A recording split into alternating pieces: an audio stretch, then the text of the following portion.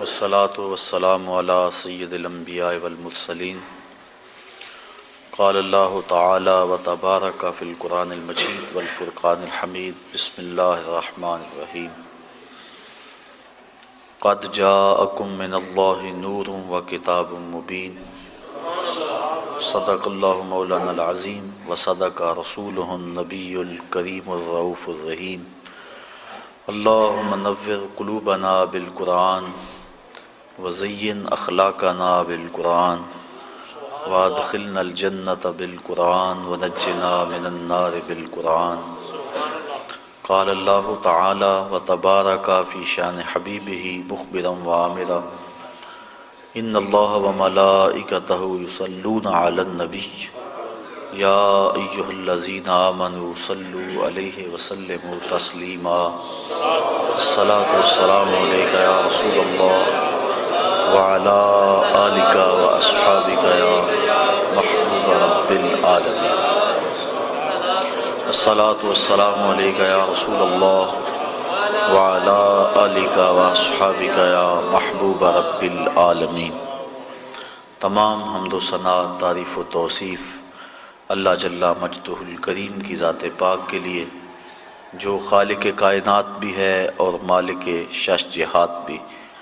اللہ جل وعلا کی حمد و ثنا کے بعد حضور نبی اکرم، شفیع امم، رسول محتشم، نبی مکرم، اللہ کے پیارے، امت کے سہارے، رب کے محبوب، دانائے غیوب، مالک رقاب امم، فخر عرب و عجم، والی کون و مکان، سیاہ لا مکان، سید انس و جاں، سرور لالا رخاں، نیر تاباں، سر نشین مہوشاں، ماہ خوباں، شہنشاہ حسینہ، تتمہ دوراں، سر خیل زہرہ جمالاں، جلوہ صبح ازل، نور ذات لم یزل، باعث تکوین عالم، فخر آدم و بنی آدم، نیر بطحا، رازدار ما اوہا، شاہد ما طغا، صاحب علم نشرہ، معصوم آمنہ احمد مجتبیٰ، حضرت محمد مصطفیٰ صلی اللہ علیہ وسلم کے حضور ناز میں اپنی عقیدتوں، ارادتوں اور محبتوں کا خراج پیش کرنے کے بعد، واجب الاحترام، ذوی الاحتشام، ذی وقار علماء کرام، معزز محترم سامعین، مہمانان ذی وقار، السلام علیکم ورحمۃ اللہ وبرکاتہ۔ میلاد النبی صلی اللہ علیہ وسلم کے عنوان سے آج کی یہ خوبصورت محفل منعقد ہے۔ اللہ تعالیٰ جل شانہ ہماری حاضری کا ایک ایک لمحہ اپنی بارگاہ میں قبول فرمائے۔ آپ کے سامنے کچھ باتیں گوش گزار کر کے اپنی گفتگو کو سمیٹوں گا۔ اللہ تعالیٰ میری زبان پہ کلمت الحق جاری فرمائے۔ حضور کا تذکرہ دل نواز دلوں کے لیے باعث تسکین ہے۔ حضرت شیخ مہدی الفاسی مطالع المسرات شرح دلائل الخیرات میں لکھتے ہیں کہ حضور کا ذکر سن کے جس شخص کے کلیجے میں ٹھنڈ نہیں پڑتی، اس کے سینے میں دھڑکنے والا دل کسی مومن کا دل ہی نہیں ہے۔ یہ ہو ہی نہیں سکتا کہ حضور کا نام ہو اور تسکین نہ پہنچے۔ یہ کیسا دور آ گیا ہے کہ بحث کی جاتی ہے کہ ذکر رسول کرنا چاہیے یا نہیں۔ حضور کے ذکر کے لیے بھی بلا دلیل کی ضرورت ہے۔ پھولوں کا تذکرہ چل رہا ہو تو وہ بلبل کیسا جو دلیل مانگے۔ بات شمع کی چل رہی اور پروانہ کہے کہاں لکھا ہوا ہے۔ اس لیے جب حضور کا تذکرہ ہو تو اہل ایمان کے چہرے کھل اٹھتے ہیں، وہ چہروں سے پہچانے جاتے ہیں کہ حضور کا تذکرہ ان کے قلب کی تسکین کا سبب ہے۔ تو حضور نبی رحمت صلی اللہ علیہ وآلہ وسلم کا تذکرہ دل نواز کرنے سننے کے لیے یہاں میں اور آپ جمع ہیں۔ اللہ تعالیٰ مجھے آپ کو حضور کی محبتوں کا سرمایہ نصیب فرمائے۔ قرآن مجید سے جو بابرکت کلمات آپ کے سامنے تلاوت کیے، ان پر کچھ باتیں آپ کے گوش گزار کرنا چاہوں گا۔ ارشاد فرمایا قد جاءکم من اللہ نور و کتاب مبین، بے شک تمہارے پاس اللہ کی جانب سے ایک نور اور روشن کتاب آئے۔ یہاں معتبر اور جمہور مفسرین کی رائے کے مطابق نور سے مراد ذات رسالت مآب صلی اللہ علیہ وسلم ہے۔ آنے والا اس اہتمام سے آیا کہ اللہ تعالیٰ جل شانہ نے اپنے محبوب کو پورا پروٹوکول عطا کیا۔ آنے والے کی دھوم مچی ہوئی تھی، لوگ تذکرے کر رہے تھے، کوئی کہہ رہا ہے میں جا رہا ہوں بس میرے بعد وہی آئے گا، مبشرم برسول یاتی من بعد اسمہ احمد، کہ اس کا نام بھی بتا دیا۔ کوئی کہہ رہا ہے لیسا بفظ ولا بغلظ، کوئی کہتا ہے اسمہ المتوکل۔ تو آنے والے کا تذکرہ ہو رہا ہے، اور پھر جب وہ آیا اللہ تعالیٰ جل شانہ نے اس آنے والے کی آمد کی خبر پورے اہتمام سے لوگوں تک پہنچائی۔ قد جاءکم من اللہ نور، ذرا غور کیجئے، قد پہلے قد ہے، پھر جا کے اوپر مد ہے، پھر شد ہے، مطلب آنے والا یوں ہی نہیں آیا بلکہ بڑی شد و مد کے ساتھ آیا، بڑے پروٹوکول سے آیا ہے۔ اور حضور علیہ السلام اس نور سے مراد ہیں، یہ بات ذہن نشین رہے کہ امت کے کسی فرقے اور گروہ کو اس بات میں کوئی اختلاف نہیں کہ حضور نور ہیں، یہ بات ذہن نشین رہے۔ سارے حضور کو نور مانتے ہیں، چاہے کسی بھی مکتبہ فکر سے ان کا تعلق ہو۔ نور کی تقسیم کے بارے میں امت میں اختلاف پیدا ہو گیا۔ حضور نور ہدایت ہیں، اس بات کو سارے تسلیم کرتے ہیں۔ مانوی نور ہیں، اس بات کا کوئی فرقہ اور کوئی گروہ انکار نہیں کر سکتا۔ وہ نور جہالت کی ضد، وہ نور ظلمت کی ضد، اور اللہ کے محبوب علیہ السلام کے آنے سے ہر سمت اجالے پھیل گئے۔ ہمارا عقیدہ یہ ہے کہ حضور نبی رحمت صلی اللہ علیہ وآلہ وسلم مانوی طور پہ نور تھے، لیکن حسی نور کا بھی ظہور ہوتا رہتا تھا، لیکن غلبہ نور مانوی کا تھا۔ کبھی ایسا ہوتا کہ رات کو موجود ہوتے اندھیرا چھایا رہتا، اس وقت مانوی نور کا ظہور ہو رہا ہے، اور کبھی ایسا ہوتا کہ حجرہ عائشہ میں اندھیرا ہے، عرض کرتے ہیں حضور سوئی نہیں مل رہی، تو آقا کریم مسکرا دیتے ہیں، فرماتی ہیں فَتَبَيَّنْتُ الْعِبْرَةُ بِشُعَاعِ نُورِ وَجْهِهِ، تو میں نے حضور کے چہرے کی چمک سے اپنی گمی ہوئی سوئی کو تلاش کر لیا۔ حضرت حلیمہ سعدیہ سلام اللہ علیہ فرماتی ہیں ما كُنَّا نَحْتَاجُ إِلَى السِّرَاجِ مِنْ يَوْمٍ أَخَذْنَاهُ، جب سے یہ پیارا ہمارے گھر میں آیا ہے ہمیں کبھی دیا جلانے کی ضرورت ہی پیش نہیں آئی۔ جب کہیں روشنی کی ضرورت ہوتی حضور کو اٹھا کے اس کمرے میں لے جاتے، وہاں روشنی پھیل جاتی۔ قاضی ثناء اللہ پانی پتی تفسیر مزاری کے اندر لکھتے ہیں کہ باقاعدہ خواتین نے آ کے حضرت حلیمہ سعدیہ کو کہا کہ تم اتنی امیر ہو گئی ہو کہ رات کو بھی چراغ نہیں بجھاتی، جبکہ امیر خاندان میں رات کو چراغ بجھا کے سوتے ہیں، تیرے گھر سے نور کی کرنیں نکلتی رہتی ہیں، کون سا خزانہ تیرے ہاتھ لگ گیا ہے؟ کہا آؤ تمہیں دکھاتی ہوں۔ عورتوں کو ساتھ لیا اور حضور پالنے میں تھے، اشارہ کر کے کہا ما کننا نحتاج الی السراج من یوم اخذناه، جب سے یہ آیا ہے میں نے دیے توڑ دیے ہیں، دیے کی ضرورت نہ مشعل کی حاجت، عجب روشنی تو نے پائی حلیمہ۔ تو حضور جدھر گزرتے گئے اس طرف نور پھیلتا گیا، اجالے ہوتے گئے، روشنیاں پھیلتی گئی۔ بیربل ہوا ایک شخص، اکبر بادشاہ کا ہندو وزیر تھا۔ ایک دن بادشاہ اپنے محل میں بیٹھا ہے کہ سارے چراغ بجھ گئے، کسی روشن دان سے ایسی ہوا آئی کہ گھپ اندھیرا طاری ہو گیا۔ بادشاہ گھبرا گیا، تھوڑی دیر کے بعد چراغ روشن ہو گئے۔ اس نے کہا میں بہت پریشان ہوا ہوں، قبر میں کیا بنے گا؟ وہاں تو سخت اندھیرے ہوں گے، یہ تم لوگ میرے پاس تھے، آوازیں ہم ایک دوسرے کی سن رہے تھے، لیکن جی گھبرا گیا، تو اس اندھیرے میں کیا بنے گا؟ تو بیربل جو وزیر تھا اکبر کا، اس نے کہا بادشاہ سلامت، گھبرانے کی کیا ضرورت، دنیا پہ تھوڑا اندھیرا تھا، حضور آئے تو اندھیرے چھٹ گئے، اب حضور قبر میں چلے گئے ہیں، وہاں بھی اجالے ہی اجالے۔ تو حضور جن راہوں سے گزرتے وہاں روشنیاں پھیل جاتی، تو حصی نور اللہ کے محبوب علیہ السلام کا اس کا ظہور ہوتا رہتا تھا۔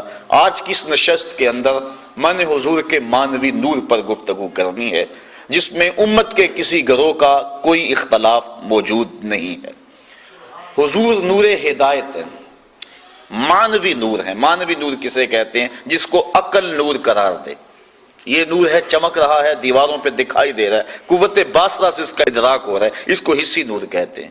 لیکن قرآن نور ہے، اسلام نور ہے، عدل نور ہے، سچائی نور ہے۔ یہ مانوی اعتبار سے نور ہیں کہ عقل اس کو نور قرار دیتی ہے۔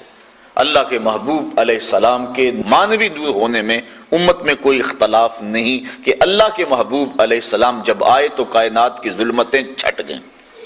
اس قدر اندھیرے پھیلے ہوئے تھے، اس قدر ظلمتیں پھیلی ہوئی تھیں۔ قرآن مجید کے دامن میں موجود ہے کہ جب کسی کو یہ خبر دی جاتی کہ تیرے ہاں بیٹی نے جنم لیا ہے تو اس کا منہ کالا ہو جاتا۔ آبرو بچانے کا ایک ہی راستہ تھا کہ وہ اپنی بیٹی کو اپنے ہاتھوں سے گڑھا کھود کے دھکا دے کے اوپر سے مٹی انڈھیل دے۔ اس کی چیخیں اس کے دل پہ اثر نہ کریں، وہ روتی رہے، یہ مٹی انڈھیلتا رہے۔ اگر کوئی اتنا سفاک ہے، اگر کوئی اتنا ظالم ہے تو سمجھ لو کہ وہ معاشرے میں جینے کے قابل ہے۔ اور اگر کسی کے اندر اپنی بیٹی کو اپنے ہاتھوں سے زندہ درگور کرنے کی سکت نہیں ہے تو وہ اس قابل نہیں ہے کہ وہ معاشرے میں سر اٹھا کے چلے۔ یہ عرب معاشرہ ہے جس کو قرآن مجید فرقان حمید نے بیان کیا۔ اللہ کے محبوب علیہ السلام نے آ کے اس ڈگر کو بدلا۔ حدیث آپ نے علماء سے سینکڑوں بار سنی ہوگی، لیکن شاید کبھی اس تناظر کے اندر سوچنے کا موقع نصیب نہ ہوا ہو۔ اللہ کے محبوب علیہ السلام نے جو اپنی بیٹی کے بارے میں جملہ محبت کہا، آج اگر میں اور آپ اپنی بیٹی کے لیے محبت بھری کوئی بات کہہ دیتے ہیں تو یہ بڑی بات نہیں۔ اس معاشرے کے اندر بیٹی کی آبرو ہے، بیٹی کی عزت ہے اور بیٹی کی توقیر ہے ہمارے اس معاشرے کے اندر۔ بوڑھا باپ اپنی کمر پہ بوریاں لاد لاد کے مزدوری کرتا ہے کہ میں نے بیٹی کے ہاتھ پیلے کرنے ہیں۔ یہ باپ تو سفاک تھا، یہ تو قتل کرتا تھا، یہ تو زندہ درگور کرتا تھا، اور یہ ساری رات اوور ٹائم لگا رہا ہے۔ یہ بیٹی کے لیے محنت کر رہا ہے، فیکٹری کے اندر بھائی اوور ٹائم لگا رہا ہے، یہ زندہ درگور کرتے تھے۔ کیا ماجرا ہوا؟ کس نے ڈگر بدلی؟ کس نے حالات کا رخ پلٹ دیا؟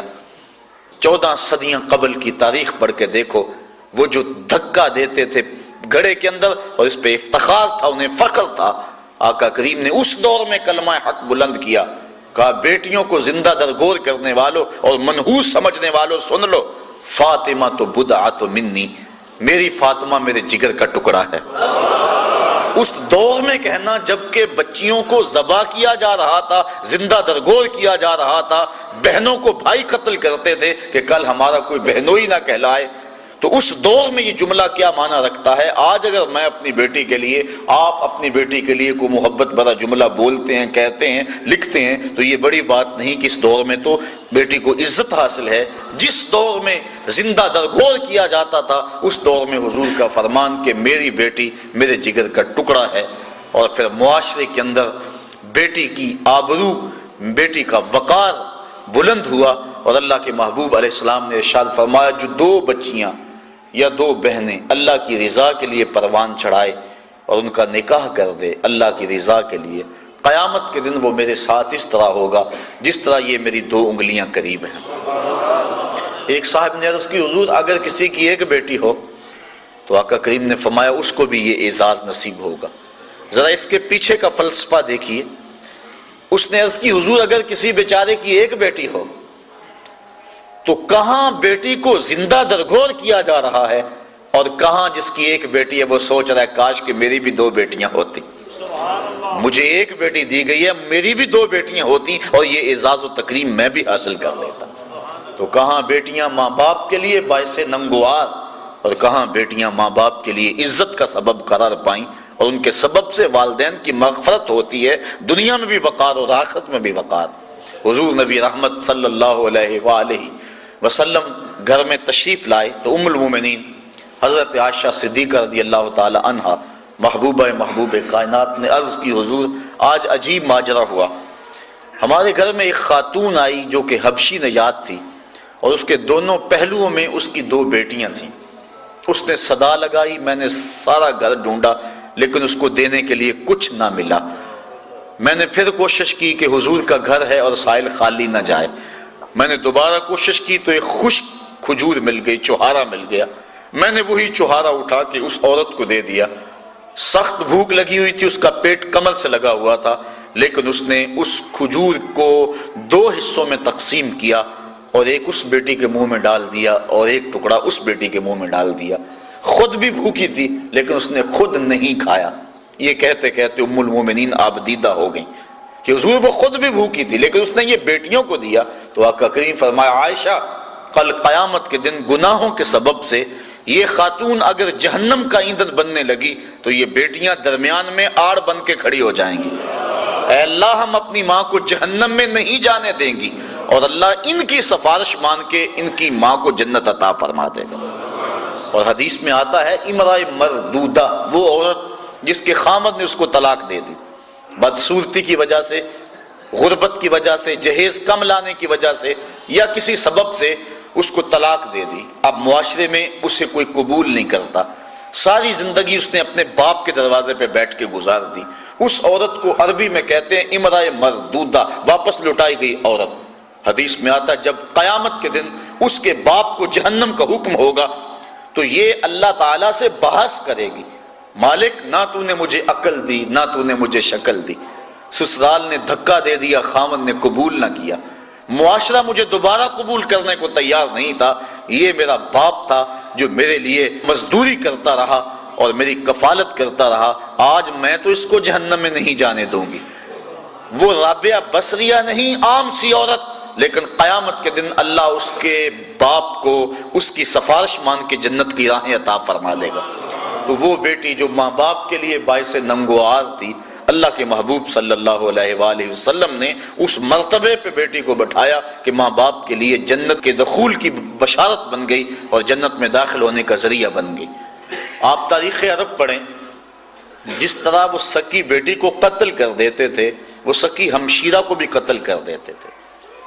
میں نے اس پر دیکھا مختلف کتب سیر میں کہ یہ بیٹیوں کے قتل کا رواج کیوں پیدا ہوا، اس کے بارے میں مختلف آراء مختلف لوگوں نے بیان کی ہیں۔ ایک رائے یہ بھی کہ چونکہ جو عرب کے شاعر تھے وہ بڑی فوج شاعری کرتے تھے، اور اگر کسی کی بہن بیٹی خوبصورت ہوتی تو اس کے اعضاء کا تذکرہ کر کر کے اپنے شعروں کو سجاتے، تو بعض قبائل نے اس حوالے سے دختر کشی کا سلسلہ شروع کیا جو معاشرے کے اندر مقبول ہو گیا، حتیٰ کہ بعض قبائل میں 100% اور بعض قبائل میں وہ جزوی طور پہ دختر کشی کا رواج موجود تھا۔ اللہ کے محبوب علیہ السلام نے آ کے اس رواج کو ختم کیا۔ تو جس طرح وہ بیٹی کو قتل کرتے تھے، وہی سبب بہن کے قتل کا تھا کہ کل اس کی شادی ہو اور کوئی ہمارا بہنوئی کہلائے تو وہ بہن کو بھی قتل کر دیتے تھے۔ سکا بھائی اپنی بہن کو اپنے ہاتھوں سے ذبح کر دیتا، اور جب باپ بیٹی کو زندہ درگور کرنے کے لیے جاتا تو بسا اوقات بھائی بھی ساتھ ہوتا اور باپ بیٹا مل کر اپنی بیٹی اور بہن کو زندہ درگور کرتے۔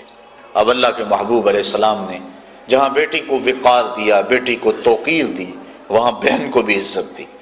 قرآن مجید نے حضرت موسیٰ علیہ السلام کی ہمشیرہ کا تذکرہ کتنی محبت سے کیا کہ جب ان کی والدہ یوحانس نے حضرت موسیٰ علیہ السلام کو دریائے نیل کی موجوں کے سپرد کر دیا، اور پانی کے دوش کے اوپر وہ صندوق جا رہا ہے، اور حضرت موسیٰ علیہ السلام کی ہمشیرہ پانی کے کنارے کنارے چلتی ہیں، دریائے نیل کے کنارے کنارے اس صندوق پر نظر رکھے ہوئے آگے بڑھتی ہیں، اور جو ہی صندوق ڈوبنے لگتا ہے بہن کا کلیجہ بھی ڈوب جاتا ہے، اور جب وہ تیر کے سطح آب پہ آتا ہے تو بہن کے دل کو ایک گنا تسکین ہوتی ہے۔ حضور کی آپ جانتے ہیں حقیقی بہن حقیقی بھائی کوئی نہیں، در یتیم ہے۔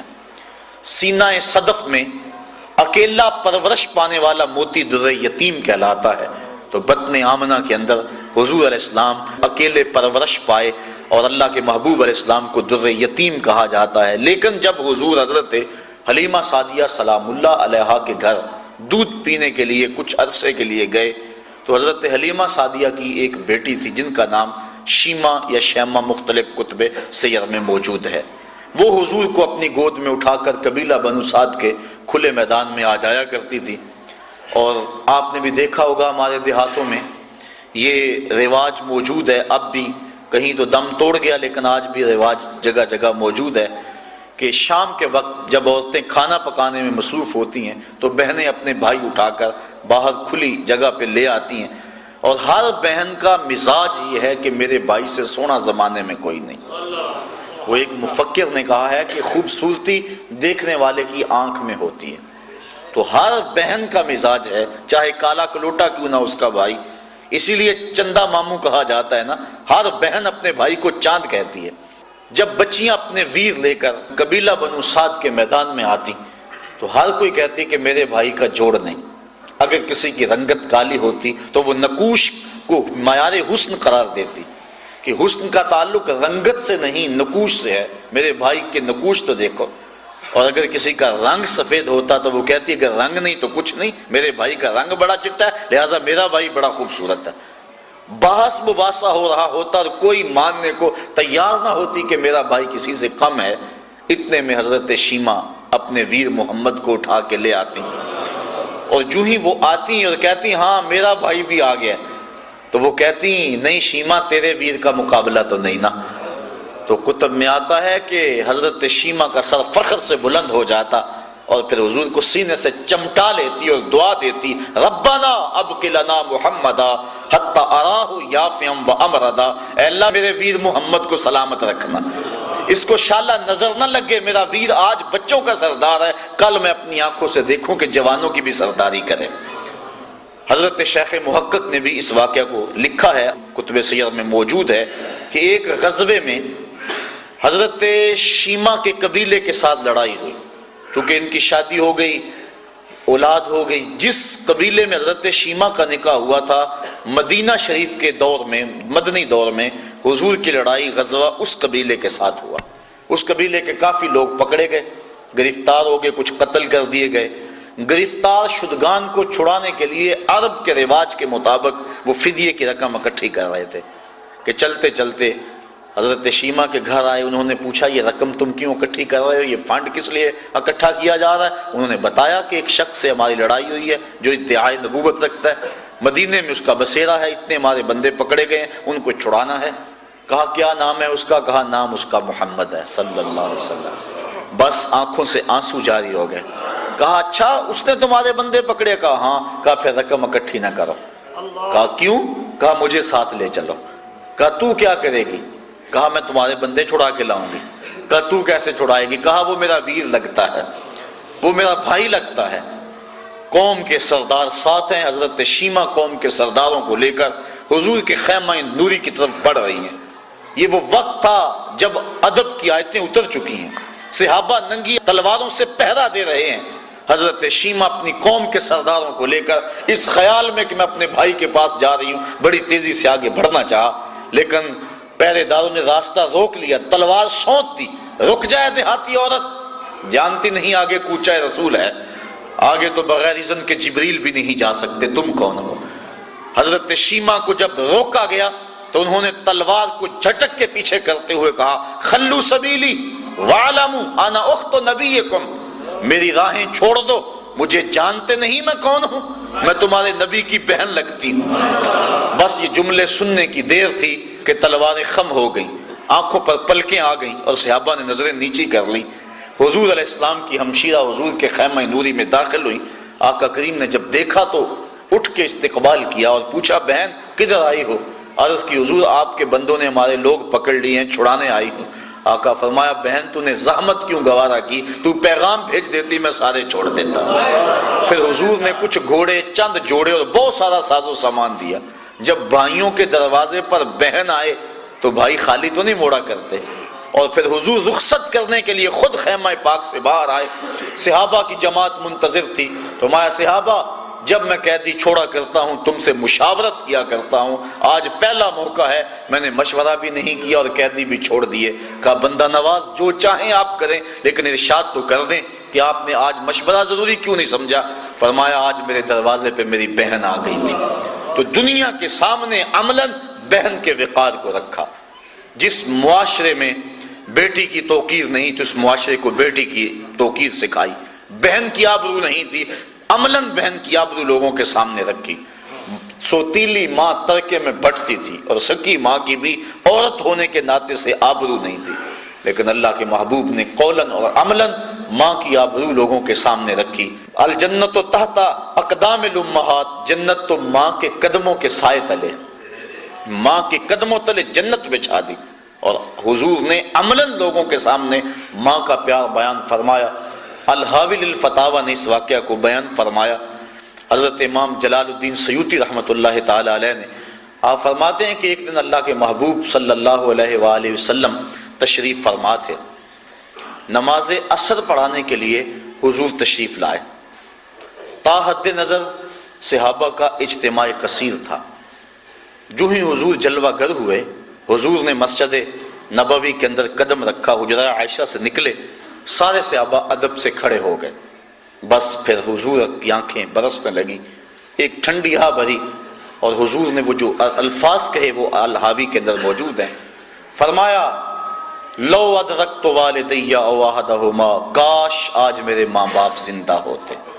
انسان نے جب دکھوں کا دور دیکھا ہو، بعد میں اللہ خوشحالیاں دے دے، تو انسان آرزو کرتا ہے کہ میرے ماں باپ نے میرے دکھوں کا دور دیکھا، میرے سر پہ عزتوں کی سجی ہوئی دستار بھی دیکھتے، مجھے غربت میں دیکھا، امارت اور دولت کی ریل پیل بھی دیکھتے۔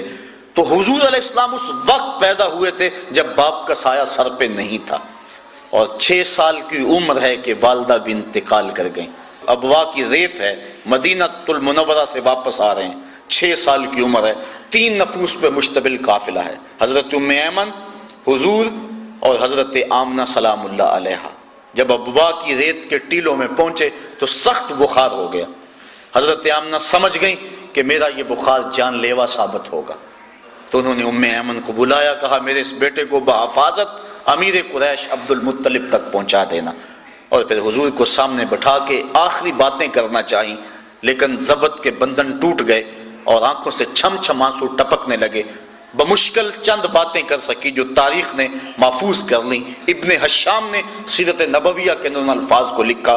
حضور کے سر پہ حضرت آمنہ نے ہاتھ رکھا، کہا بیٹا ہر نئی چیز نے پرانی ہو جانا ہے، ہر باقی نے فنا ہو جانا ہے، میں بھی جا رہی ہوں، وذکر باق، لیکن میرا ذکر نہیں مٹے گا، وولدت طہرا، اس لیے کہ تیرے جیسا ستھرا بیٹا چھوڑ کے جا رہی ہوں۔ جن ماؤں کے بیٹے اتنے اچھے ہوں ان ماؤں کے تذکرے نہیں مٹا کرتے۔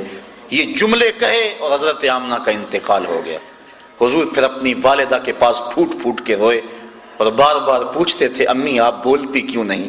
6 سال کی عمر، پھر انہی پتھروں میں اور انہی ریت کے اندر اپنی ماں کی تدفین کی، اور آنکھوں سے آنسوں کا چھڑکاؤ قبر پہ کیا۔ آج ہو بھی کیا سکتا تھا، مدینے میں حضور کی ماں کا آج انتقال ہوتا تو فرشتے جنت سے پھول لے کر آتے، کتنے صحابہ جنازے کے جلوس میں ہوتے، لیکن غربت، تنہائی، وہ کیا کسی شاعر نے کہا تھا تجھے کن پھولوں سے ہم کفن دیں، تو جدا ہی ایسے موسموں میں ہوا جب درختوں کے ہاتھ پھولوں سے خالی تھے۔ اللہ کے محبوب علیہ السلام نے اس حالت کے اندر ماں کی قبر کو چھوڑا اور ام ایمن کے ساتھ چمٹ کے بیٹھ گئے۔ روایات میں آتا ہے کہ اللہ کے محبوب کی عمر ابھی 8 سال کی تھی کہ جناب عبد المطلب کا انتقال بھی ہو گیا۔ جب امیر قریش کا جنازہ اٹھا تو سارا مکہ امڈ آیا، لیکن 8 سال کا بچہ کبھی اس دیوار کے ساتھ لگ کے روتا تھا، کبھی اس دیوار کے ساتھ لگ کے روتا تھا۔ پھر شاب ابی طالب کی گھاٹیاں بھی آئیں، مکے کی سختیاں بھی آئیں، طائف کے بازار بھی آئے، رستے کے اندر کھدتے ہوئے گڑے، بچھتے ہوئے کانٹے، پھینکی جانے والی اوجریاں اور ڈالا جانے والا کوڑا، کن کن مراحل سے حضور نہیں گزرے، کبھی عرش پر کبھی فرش پر، اللہ اکبر کیا معاملے ہیں، کن کن راہوں سے حضور نہیں گزرے۔ اور آج مدینہ کا ماحول ہے، آیت ادب کی اتر چکی ہیں، خبردار میرے نبی کی آواز سے آواز بھی اونچا نہ کرنا ورنہ عمل ضائع کر دوں گا، تمہیں خبر نہیں ہونے دوں گا۔ وہ وقت گزر گیا جب پتھر مارتے تھے، اب صحابہ نبی کی چوکھٹ پہ حاضر ہونا چاہتے ہیں۔ اللہ ادب سکھاتا ہے، پہلے جاؤ گھر سے صدقہ لو، پھر فقیر کو ڈھونڈو، پھر فقیر کو صدقہ کرو، پھر نبی کی چوکھٹ پہ آؤ، تمہیں پتہ چلے ہم کس وقت کی بارگاہ میں جا رہے ہیں۔